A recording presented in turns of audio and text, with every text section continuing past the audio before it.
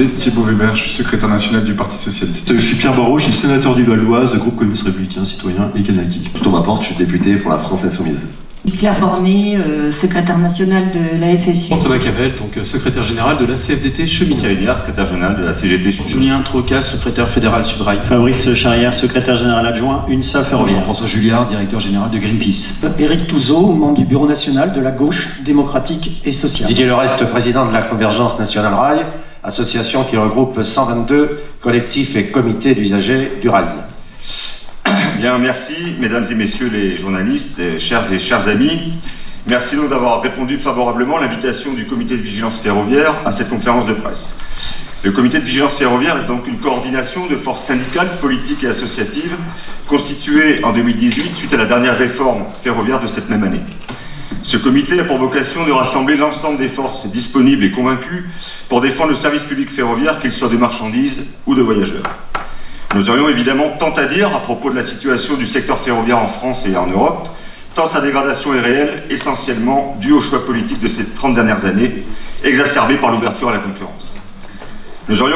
Nous subissons en France ainsi qu'en Europe l'impact violent de la libéralisation, matérialisée principalement par les 4 paquets ferroviaires européens et les différentes réformes successives dans le ferroviaire, notamment celles de 2014 et 2018. Ces choix ont, les uns après les autres, fait fragiliser l'activité ferroviaire en affaiblissant particulièrement les entreprises historiques de transport, à l'instar de la SNCF en France. Nous ne rentrons pas ici dans les détails devant vous. Cela dit, nous nous tiendrons disponibles, bien sûr, au cours de cet échange pour plus de précisions si nécessaire. Les organisations syndicales représentatives de la SNCF ont combattu âprement la loi dite Pacte ferroviaire en 2018, visant l'ouverture totale à la concurrence du transport ferré de voyageurs par rail. Elle continue d'agir contre ce dogme qui n'a apporté aucune amélioration pour les usagers, pour les cheminots et les chargeurs concernant le fret. D'un point de vue du transport de marchandises, l'ouverture à la concurrence du fret ferroviaire en 2006 n'a eu pour seuls effets que de favoriser le report sur la route et d'encourager le dumping social. L'arrivée de nouveaux opérateurs ferroviaires n'a pas généré de trafic supplémentaire puisqu'il est passé de 44 gigatonnes-kilomètres en 2006 à 33 gigatonnes-kilomètres en 2022. Cela a seulement divisé la part de marché entre différents opérateurs ferroviaires de transport de marchandises. Aujourd'hui, l'urgence climatique impose à l'ensemble des pays européens d'augmenter la part modale du fret ferroviaire. Seule une entreprise publique, de service public, peut répondre à de tels enjeux. Il ne peut y avoir de véritable rééquilibrage rail-route dont la société a besoin, sans volonté politique, sans efforts publics conséquents, sans moyens humains et matériels accrus et sans infrastructures modernisées supplémentaires. Pourtant, le 18 janvier 2023, la Commission européenne a ouvert une enquête sur l'entreprise publique Fret SNCF, visant à déterminer si les aides versées à Fret SNCF entre 2007 et 2019 constituaient des aides d'État et si cela est avéré, leur compatibilité avec les règles européennes relatives à la concurrence. Sans attendre la clôture de l'enquête et ses conclusions, alors qu'il avait 3 ans pour se positionner, le gouvernement français a quasi immédiatement mis en avant un scénario de discontinuité qui entraînerait le démantèlement de l'entreprise, causerait des pertes d'emplois et serait clairement contraire aux objectifs de report modal et de réduction des gaz à effet de serre que le gouvernement s'est fixé. Cette précipitation du gouvernement français témoigne d'une utilisation opportuniste des règles européennes, leur instrumentalisation permettant de justifier une décision prise préalablement. Il convient de souligner que, confrontés à une enquête similaire, les gouvernements d'autres pays européens, notamment l'Allemagne, sont loin de faire du même empressement et se battent pour trouver des solutions alternatives. Cette procédure vise donc à vérifier que Fret SNCF n'aurait pas bénéficié d'avantages économiques au détriment des concurrents par le biais de mesures de soutien accordées par l'État. De fait, ce plan de transformation pourrait conduire à une faillite du transport ferroviaire de marchandises en France et porterait un coup fatal à l'opérateur public. Alors que la part modale de marchandises transportées par le rail est d'environ 10,5% en 2021, le gouvernement accélère la mise à mort de l'outil Fret SNCF. Il entend céder 30% des marchés de Fret SNCF, l'intégralité de ses trains dédiés, c'est-à-dire des trains de marchandises affrétés par des chargeurs uniques dans un secteur tel que la sidérurgie, la pétrochimie, le portuaire, 20% de son chiffre d'affaires, soit près de 150 millions d'euros, et 10% de ses effectifs, soit 500 emplois, à la concurrence. Ces décisions, si elles devaient être mises en œuvre, consisteraient en outre à céder au secteur privé l'une des activités les plus rentables, qui devrait connaître un développement important dans les années à venir. Le contentement le contentement de la dette de 5,3 milliards d'euros au niveau de la SA de tête, décidé dans le cadre de la mise en œuvre de la loi dite Pacte ferroviaire en 2018, reproché à la France par la Commission européenne, profiterait ainsi directement aux concurrents des fret SNCF, au moment où la filiale dégage enfin une marge opérationnelle. Notons par ailleurs que la rentabilité de cette activité tient en grande partie au soutien financier apporté par l'État au fret ferroviaire, dont le montant annuel des aides serait porté de 170 millions d'euros à 200 millions dès 2025 et prolongé jusqu'en 2030. Le projet du gouvernement compromet par ailleurs directement le pilotage d'objectifs essentiels à la transition écologique. En effet, Fret SNCF, détenu à 100% par la SA de tête, serait appelé à disparaître au profit de deux nouvelles entités, une entreprise ferroviaire et une entreprise chargée de la maintenance, dont une partie du capital serait cédée à un tiers. L'entrée d'actionnaires privés au capital de ces dernières pose ainsi la question de la mise en œuvre des caps fixés pour la décarbonation du secteur des transports, qui reste le premier émetteur français de CO2. Alors que la France entend doubler la part modale du fret d'ici 2030, il est difficile d'imaginer que cette trajectoire puisse être sécurisée. Dans le même temps, des acteurs privés prendront part aux décisions et l'orientation de la nouvelle entité. En l'état, rien ne permet de croire que les engagements formulés par le gouvernement puissent être tenus pour empêcher ce report modal inversé, report du volume donc transporté par le rail sur la route. Il n'existe en effet aucun moyen de contraindre des opérateurs économiques à choisir le transport de marchandises ferroviaires plutôt que le transport routier pour l'acheminement de marchandises. À rebours de cette trajectoire, l'État concède au capital la construction de nouvelles autoroutes par l'artificialisation de centaines d'hectares de terres agricoles et des zones humides et naturelles seront rayées de la carte. À l'heure de l'urgence climatique, la priorité n'est-elle pas, entre autres, de développer les transports collectifs et le fret ferroviaire? Rappelons qu'un train, c'est jusqu'à 50 camions en moins sur les routes et autoroutes. Des choix politiques incohérents au vu du discours gouvernemental qui prône la priorité de la transition écologique. La position des transports est donc constitutive d'une politique d'aménagement du territoire, de développement économique, de cohésion sociale et environnementale.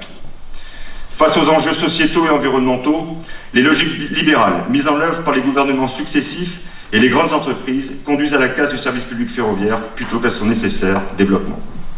Alors que le capital n'a jamais eu autant besoin de transport pour les échanges des biens et marchandises, en raison de la délocalisation des activités industrielles ou du e-commerce, la recherche systématique de la rentabilité financière et de la baisse du coût global de production s'opère au détriment de la réponse aux besoins.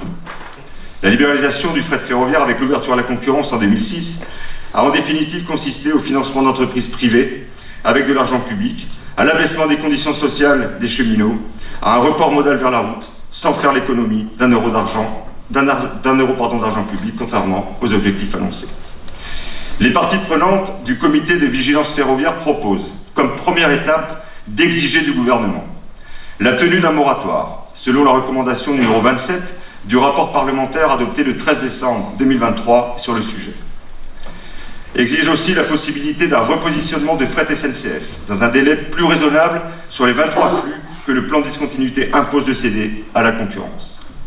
Exige aussi de porter la perspective d'une loi de programmation de financement des infrastructures afin d'avoir les moyens pour développer le rail public avec un haut niveau de sécurité.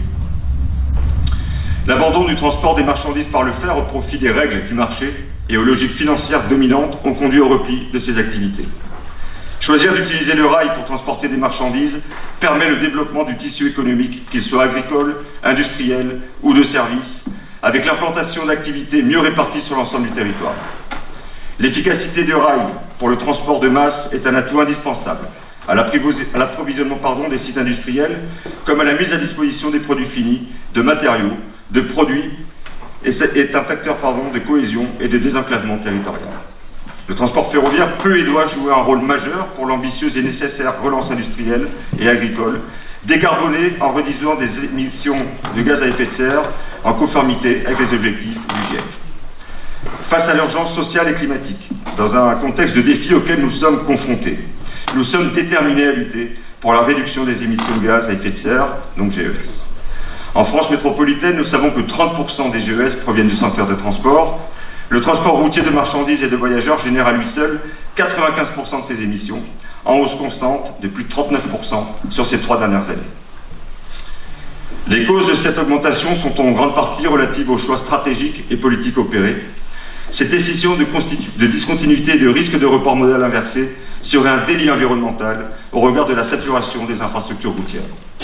Alors même que l'Europe, au travers du pacte vert, demande qu'une part substantielle des 75% du fret intérieur actuellement acheminé par la route soit transférée vers le rail et les voies navigables, nous livrerions nos transports dits autoroutes ferroviaires aux appétits du privé au lieu de sortir de ces logiques libérales qui ne vont pas avec l'urgence. Nous pensons que seule une entreprise publique, comme Fret SNCF, opérateur de transport territorial, a la capacité fédératrice nécessaire au niveau des territoires pour massifier les trafics, pérenniser et développer l'offre ferroviaire pour préserver notre planète, le climat, notre territoire et l'emploi des cheminots. Le fret ferroviaire ne peut plus être une des alternatives face à la route, elle se doit d'être incontournable. C'est donc dans cette démarche que nous avons jugé incontournable de mettre autour de la table de nombreuses organisations implantées en territoire, qu'il s'agisse d'associations d'usagers ou de partis politiques, pour irriguer notre réflexion sur la place du fret ferroviaire dans l'aménagement des territoires en croisant les perspectives. Ces trois grandes revendications que nous avons exposées brièvement, celle du moratoire, du repositionnement de Fret SNCF sur les 23 flux et la nécessité d'une loi de programmation, sont donc le fruit d'une vision partagée entre représentants des cheminots, représentants des usagers des collectivités, et c'est bien cela que cette conférence de presse vient matérialiser. Je vous remercie de votre attention. En Allemagne, il y a la même enquête qui a été lancée le 31 janvier 2022 et il n'y a pas eu de discontinuité anticipée ni décidée côté allemand. En France, à fin juillet 2024, les 23 flux seront cédés et les restructurations seront plus qu'avancées.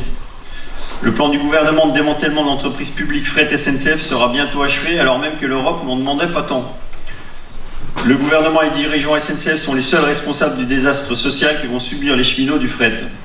Depuis 2007, Fret SNCF n'a cessé de se restructurer pour passer de 15 000 cheminots à environ 5 300 en 2023, soit 600 emplois supprimés tous les ans depuis 16 ans.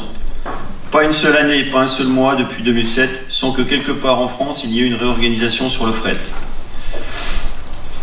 On a donc un reproche d'être croisé au sein d'une entreprise alors qu'à l'époque c'était une entreprise intégrée. L'entité Fret SNCF n'avait pas de statut propre avant 2020. C'était une branche d'activité intégrée à la SNCF sans réelle personnalité juridique. Ensuite, avant cette mutation donc, de Fret SNCF en 2020, c'était le premier opérateur ferroviaire en France et le troisième en Europe. Il existe une relation dissymétrique entre l'Europe et les pays qui la composent et qui lui permettent de vivre. Les dirigeants de la communauté européenne affichent au grand jour leur ultralibéralisme et se posent en fossoyeurs des opérateurs historiques, économiques et industriels. En plus de sacrifier toute une économie au profit d'un grand n'importe quoi qui ne fera que baisser le niveau social européen, la communauté européenne est en train de ruiner le travail des seuls opérateurs qui pourraient l'aider à mener à bien les projets du Green Deal pour la sauvegarde de notre environnement. Pour résumer, le réchauffement climatique pousse inexorablement l'Europe et le reste du monde au bord du précipice de l'effondrement global de notre société. Dans le cadre du développement durable, il est donc capital de freiner l'échéance et de rendre neutre écologiquement notre fonctionnement industriel. Si la communauté européenne persiste et signe dans ce sens au harcèlement des opérateurs historiques ferroviaires, cela reviendra à jeter sur les routes européennes plusieurs millions de camions. À qui les agents de Fret SNCF peuvent-ils se fier aujourd'hui? Ils vivent une situation inédite dont l'issue est incertaine. D'un côté, on a l'État français qui se veut impliqué et rassurant en affirmant haut et fort qu'il fera tout pour sortir le ferroviaire français de cette apparente impasse. On sent bien que le gouvernement souhaite continuer l'aventure du fret, mais pas forcément avec l'opérateur historique, ni aux mêmes conditions. La direction SNCF affiche depuis le début de l'affaire un visage inquiet, voire désemparé. Mais elle semble avoir repris du poil de la bête et s'organise rapidement pour enclencher une nouvelle réforme qui envisage la pire solution. L'activité du wagon isolé de la SNCF doit être reconnue d'intérêt général afin de désengorger les routes déjà saturées et permettre de maintenir un cadre de vie qui combine écologie et impératif économique dans le respect de l'esprit du développement durable de notre planète. Merci. Donc tout d'abord, on se félicite de l'initiative qui est prise aujourd'hui dans une période où les répressions syndicales, où les discriminations, mais aussi la montée de l'extrême droite fait que ça fait du bien de se retrouver dans un cadre aussi large qu'on peut présenter ce matin. Évidemment, on ne souhaite pas que ça soit uniquement une conférence de presse, mais ça doit donner une impulsion la plus large possible, puisque nous on s'y retrouve pleinement, puisque la Fédération Sudrail, on a décidé tout de suite, dès qu'il y a eu les annonces qui ont été évoquées par Thierry, de construire une riposte syndicale, politique et écologique puisqu'on considère que de toute façon les enjeux environnementaux qui sont sur la table aujourd'hui nous obligent à réagir d'une manière la plus démocratique possible et la plus offensive possible. Deux choses sur ce combat. Donc il y a évidemment l'unité syndicale dans le ferroviaire. Alors je vais faire un jeu de mots qui est assez facile, mais qui est la locomotive de ce combat et qui doit donner l'impulsion de cette riposte syndicale. Mais évidemment, on a besoin de toutes les associations, de toutes les forces politiques de gauche, de toutes les associations citoyennes pour nous aider à gagner ce combat, parce que ce combat, évidemment, il n'est pas perdu, mais il est urgent, même vital de le gagner. On le dit, c'est un scandale écologique et social. La deuxième chose, c'est que notre fédération Sudrail, on considère que ce champ des luttes, doit allier lutte sociale et lutte écologique. C'est pour ça aussi on travaille, on est à l'offensive avec, dans le cadre de l'Alliance écologique et sociale, il y a des représentants qui sont là et des représentants qui sont là aujourd'hui, mais on considère que les luttes sociales et les luttes écologiques vont de pair dans la société, dans la période dans laquelle on est, et que là-dessus, nos alliances sont plus que importantes. On ne s'interdit rien. Ça fait 1 an. Dans l'unité syndicale, que ce soit dans les sites SNCF ou même en dehors, de nombreuses initiatives ont été prises, des rassemblements, des manifestations.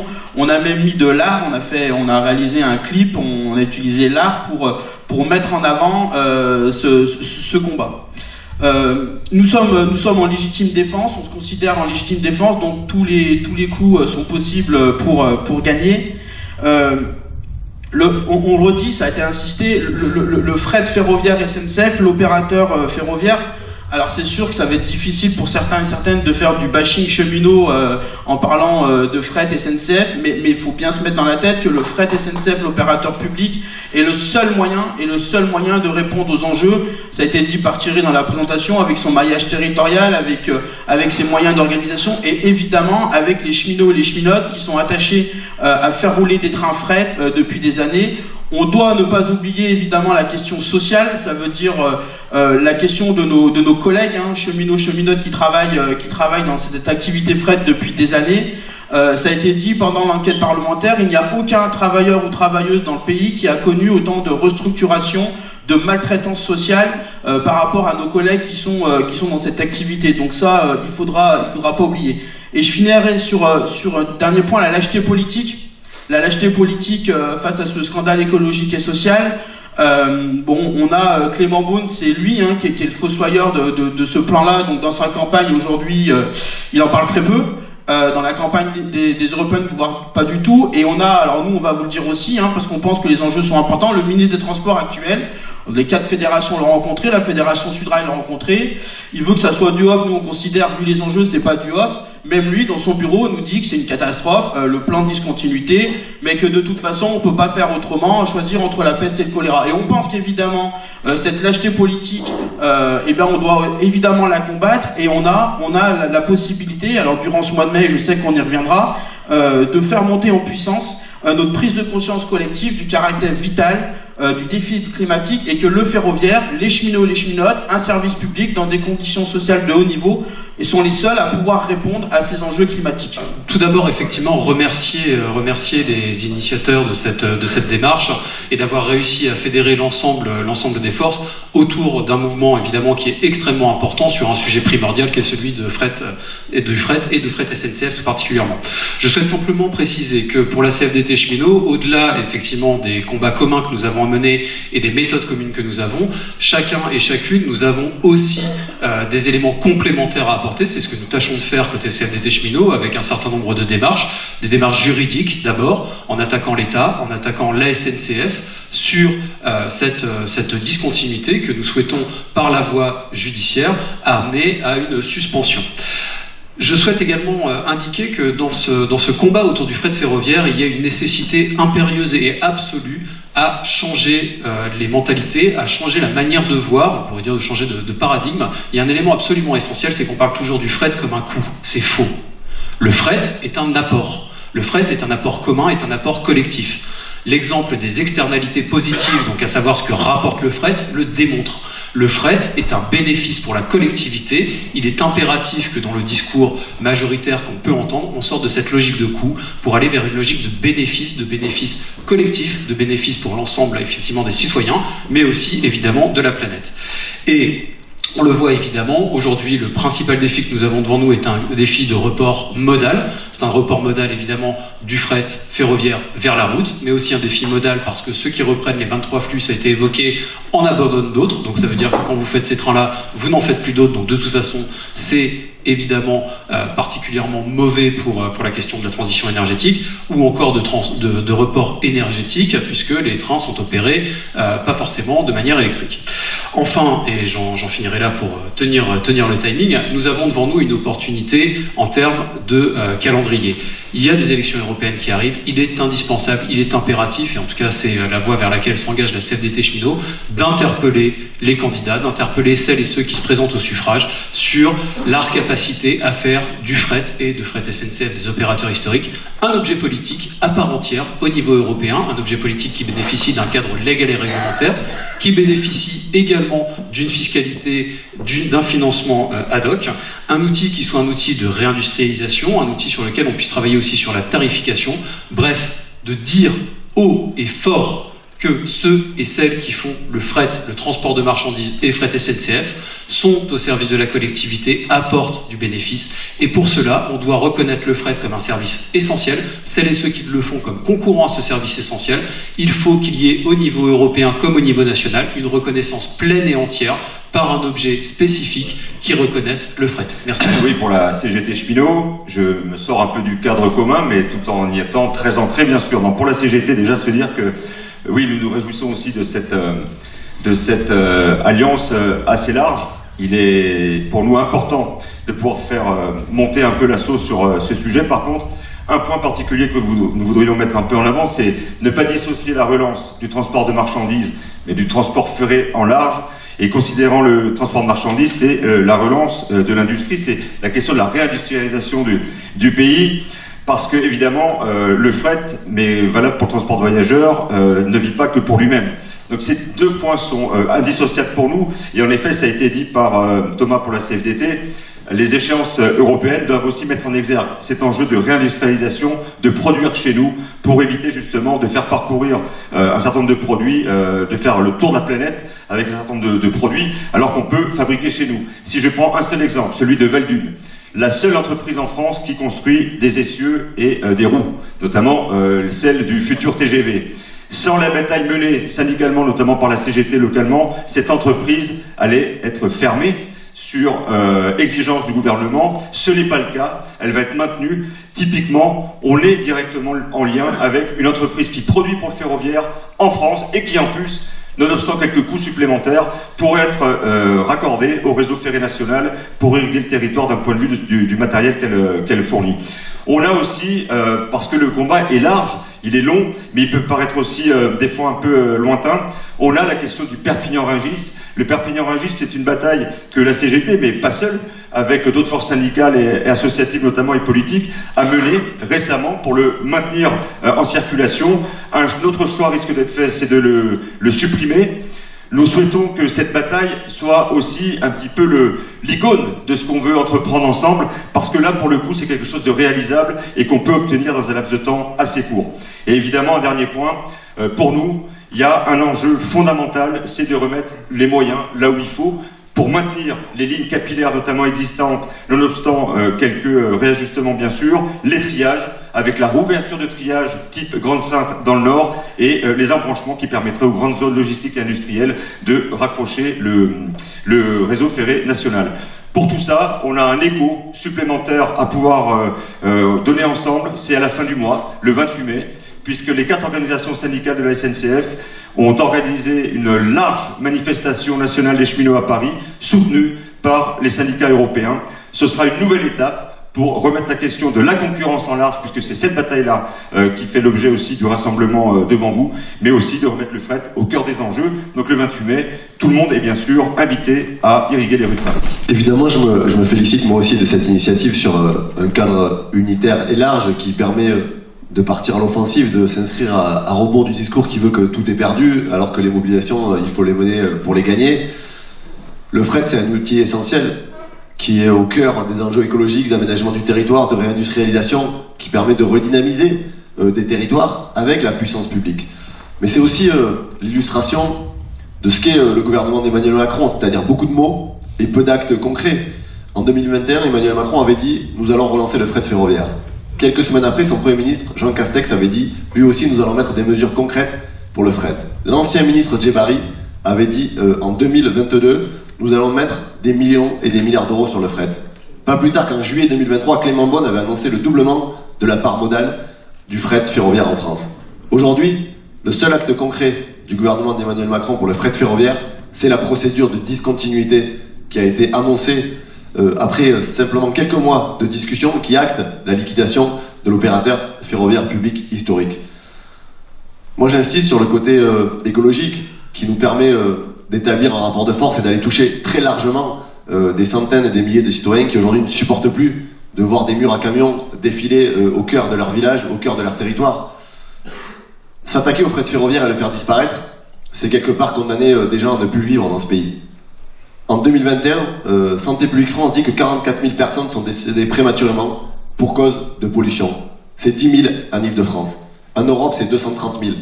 Quand vous jetez des milliers de camions sur les routes, comme c'est le cas depuis 2006, c'est plus de 2 millions de camions jetés sur les routes depuis la casse de fret SNCF organisée par le gouvernement et la direction de la SNCF, vous organisez le fait que des gens respirent un air pollué, singulièrement dans des quartiers populaires, et qui sont victimes de cette pollution et qui décèdent prématurément. Donc nous avons besoin de poser cette question-là aujourd'hui. Ça a été dit et je termine là-dessus. Le fret ferroviaire, c'est pas un coût, c'est un avantage, c'est des atouts. Ça permet de diminuer les dépenses en termes de santé publique, ça permet de limiter les accidents sur la route, ça permet de limiter que les gens soient malades, ça permet de limiter la pollution atmosphérique qui est un enjeu essentiel pour demain si on veut sauver notre pays et les générations futures. Encore une fois, merci pour ce cadre commun qui nous permettra de mener de belles batailles dans les semaines à venir. Tout a déjà été dit et d'ailleurs je ne peux que me réjouir d'entendre autant de responsables syndicaux parler en des termes aussi précis des questions écologiques et de la nécessité d'allier la lutte contre la casse sociale et la lutte contre les dérèglements climatiques. C'est tout l'intention derrière l'Alliance écologique et sociale qu'on a créée avec certains syndicats qui sont aujourd'hui à cette table et des associations environnementales pour essayer de conjuguer la lutte pour les urgences sociales et les urgences écologiques, de trouver des terrains communs, des batailles communes à mener, qu'on soit organisation syndicale ou organisation environnementale. On a des luttes communes à mener et c'est ensemble qu'on pourra faire la différence et qu'on aura un impact plus important. Donc pourquoi cet engagement pour nous, Greenpeace et l'Alliance écologique et sociale aujourd'hui sur cette question du fret ferroviaire? Ça a été dit, c'est-à-dire que moins de trains, c'est plus de camions sur les routes. Le transport, c'est le premier secteur émetteur de gaz à effet de serre aujourd'hui en France. Donc défendre le fret ferroviaire, c'est aussi un impératif écologique. On a publié une note la semaine dernière avec l'Alliance écologique et sociale. Si les 23 flux de fret SNCF qui ont été évoqués basculent vers la route, c'est entre 300 000 et 500 000 camions en plus chaque année. C'est à peu près entre 230 000 et 460 000 tonnes supplémentaires de CO2 émises dans l'air. C'est à peu près l'équivalent de la pollution en émissions de gaz à effet de serre d'une ville de 50 000 habitants. Donc pour tout ça, pour donner un ordre de grandeur, c'est beaucoup. On parle de beaucoup d'émissions de gaz à effet de serre. Donc c'est essentiel pour le climat, et puis ça vient d'être dit aussi, c'est essentiel pour la qualité de l'air, c'est-à-dire plus de camions sur les routes, c'est plus d'émissions de gaz à effet de serre, mais c'est aussi plus de polluants atmosphériques. C'est pas qu'une question climatique, c'est aussi une question de santé publique, et on doit absolument s'engager là-dessus.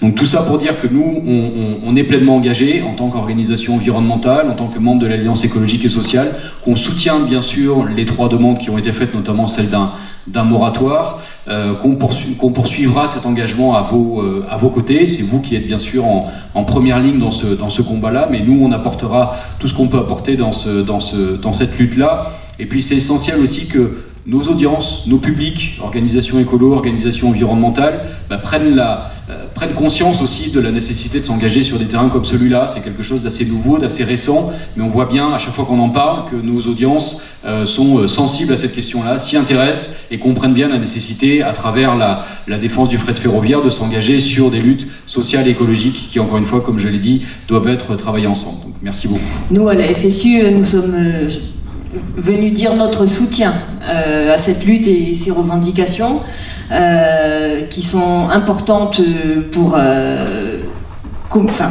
travailler dans le sens de la bifurcation écologique. Nous pensons que cette bifurcation écologique, elle doit être socialement juste. Donc ce combat est important, et le service public qui est revendiqué, nous le soutenons fortement aussi, puisque pour nous c'est l'outil de la continuité, au contraire de la réforme qui est proposée. C'est la continuité temporelle, avec des structures qui durent dans le temps et qui ne sont pas soumises aux aléas financiers, et la continuité géographique qui est organisée par l'État. Les structures publiques, elles doivent répondre aux objectifs fixés par l'État pour l'intérêt général, démocratiquement décidé, plutôt que la rentabilité à court terme pour les actionnaires. Donc c'est pour ça que nous pensons que cette lutte est essentielle et que nous la soutenons fortement. Au début d'un processus de mobilisation, car il y a urgence à arrêter ce que j'appelle cette mécanique infernale qui consiste à démanteler de façon progressive, mais même brutale, l'outil public qui est Fret SNCF. Je pense qu'aujourd'hui, il faut regarder les choses avec les éléments d'ailleurs que les organisations syndicales mettent sur la place publique. On peut considérer que les prévisions de chiffre d'affaires, d'activité qui seraient dévolues à les nouvelles entités de Fret SNCF sont irréalistes. Et donc ça veut dire que là, on est en face de mensonges, je dirais, complètement assumés de la part des directions de la SNCF avec l'appui du gouvernement. Alors pour les gens qui sont usagers du rail, je pense que plus il y aura de trains de fret sur le réseau ferré national, mieux ça vaudra, indépendamment des impacts positifs pour l'environnement. Ça pourrait permettre effectivement de recalculer le montant des péages ferroviaires qui sont les plus chers d'Europe. C'est-à-dire que, quand je dis ça, c'est parce qu'aujourd'hui, un titre de transport de voyageurs, 40% sont imputables au péage ferroviaire, pour le TGV. C'est 20% pour les TER. Donc plus il y a de trains, mieux ça vaut, effectivement, pour une meilleure répartition des péages ferroviaires. Alors, on est aussi très attentif avec les propositions qui ont été faites par, notamment, l'intersyndicale, et cette proposition de loi pluriannuelle de programmation des financements des infrastructures. Pourquoi je dis ça? C'est parce que la Convergence nationale rail, nous sommes à l'initiative d'une proposition de loi qui a été portée par le groupe GDR à l'Assemblée nationale, qui n'a pas été au bout pour diverses raisons, mais qui vise à revitaliser de façon pérenne les dessertes fines du territoire, ce qu'on appelle aujourd'hui les lignes de proximité, les petites lignes, mais c'est aussi dans le sens d'optimiser le réseau ferré national, d'augmenter la capacité, je dirais, de circulation de trains de fret et de voyageurs.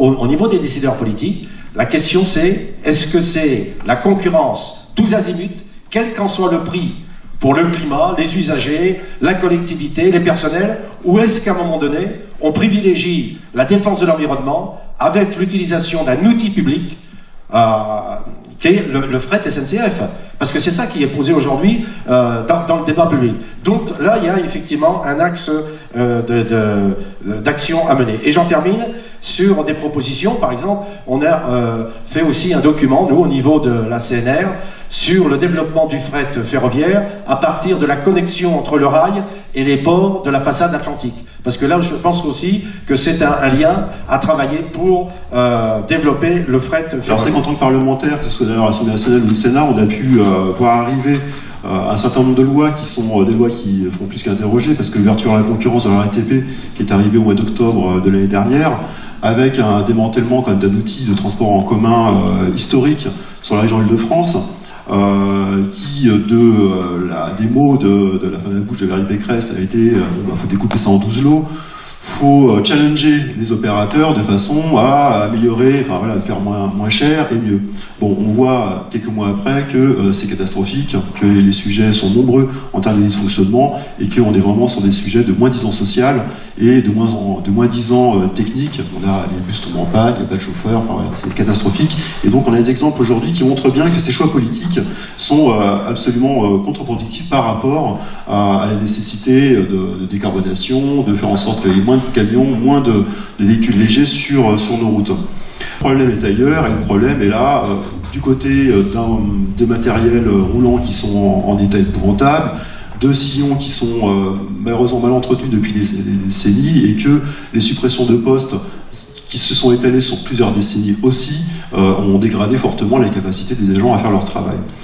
Dernier élément, sur les services express régionaux métropolitains, mis en place à la demande du président de la République, c'est une annonce de 100 milliards d'euros qui ont été communiqués il y a quelques mois, par Clément Beaune en effet, sur lesquels le nouveau ministre des Transports ne s'engage pas, parce que c'était pas le même gouvernement, donc bonjour l'ambiance dans la même famille, et donc pas de loi de programmation pour dire comment ça va arriver. Et ce qui malheureusement va certainement être le cas, c'est que c'est les départements, c'est les régions, c'est les collectivités territoriales qui vont se retrouver à financer leur propre transport en commun en région. Donc là aussi on est vraiment sur une explosion des territoires, sur leur capacité à produire du transport en commun et de faire en sorte que les territoires qui ont les moyens, ils le feront, ceux qui n'en ont pas, on se retrouvera avec des véhicules encore une fois sur la route. Donc en effet, on croit évidemment que pour être à la hauteur des enjeux, que ce soit les enjeux climatiques, sociaux et économiques, on a besoin d'avoir un opérateur unique de services publics, portés par des gens dont c'est le métier, dont ils ont aussi l'engagement des services publics, et ça fait bouger les montagnes. Et que pour le coup, en effet, je pense qu'il ne faut pas être fataliste, il faut aller au combat, et je pense que quand on y va en intersyndical, quand on y va avec l'ensemble des forces de gauche, ça peut pousser des choses intéressantes et on peut gagner la bataille. Et c'est vrai que cette question de la convergence nationale rail est un véritable outil qui permet de pousser vers des solutions d'avenir que sont d'ailleurs le fret et les transports en commun de manière générale. Thierry Weber pour le Parti Socialiste. Pour dire assez rapidement que bien évidemment on se positionne ici en soutien des revendications de l'intersyndicale, on se positionne bien évidemment contre ce qui est plus qu'un projet de discontinuité. En fait, c'est tout simplement un projet de démantèlement et d'affaiblissement de l'activité fret en France, parce que quand on prévoit de retirer 23 sillons, de dire à Fret SNCF, vous jouez pas pendant 10 ans sur une bonne partie du secteur, à une heure clé, où on voit des ports comme celui de Strasbourg. On sait que du côté de Marseille, ça réfléchit au report, ça fait plus que réfléchir au report modal aussi, du côté de Havre avec Aropa. De pas jouer pendant 10 ans pendant cette période clé, autant dire qu'effectivement on met la clé sous la porte, alors même que d'autres acteurs ne sont pas totalement en capacité de reprendre l'activité. Donc il y a véritablement là un projet sans vision de démantèlement de la part du gouvernement, et de l'autre côté un beau combat à mener sur ce qui dépasse simplement l'avenir d'une seule entreprise. Vous l'avez tous rappelé. Donc il y a une urgence sur le moratoire, parce qu'il faut absolument arrêter ce projet néfaste. Et puis il y a l'activité à long terme. Il faut planifier, il faut réaffirmer la nécessité de planifier par un investissement, par la loi de programmation, mais aussi plus largement en revoyant la question du modèle économique ferroviaire français et européen. Et puis tout ça doit se placer dans le cadre, et c'est pour ça aussi que c'est important pour nous, dans le cadre des élections européennes à venir, de le voir dans le cadre d'une politique industrielle plus globale, parce qu'on ne parle pas de n'importe quel secteur, on parle du secteur ferroviaire français. On parle de la SNCF, mais on parle aussi de Valbune, on parle d'Alstom, on parle quand même d'un patrimoine et aussi d'un atout pour l'économie française. Donc si on commence à se tirer une balle dans le pied sur nos champions, on est vraiment mal parti. Donc je pense que c'est un combat de cette portée-là, sur lequel, bien évidemment, on le sait, il y a un enjeu écologique, et que je crois qu'on a ici un bel exemple de ce que le marché n'est pas capable